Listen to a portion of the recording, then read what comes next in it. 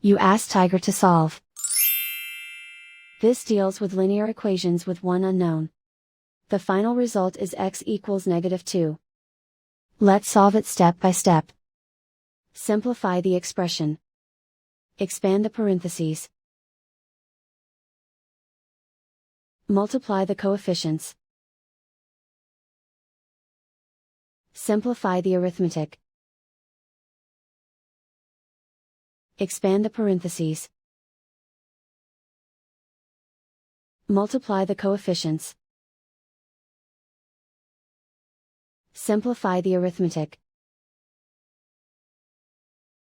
Group all x terms on the left side of the equation. Subtract 12x from both sides. Group like terms. Simplify the arithmetic.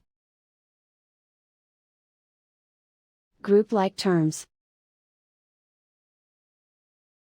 Simplify the arithmetic.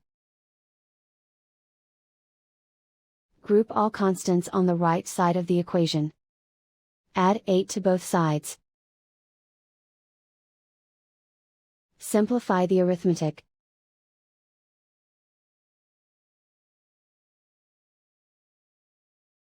Isolate the x. Divide both sides by 8. Simplify the fraction.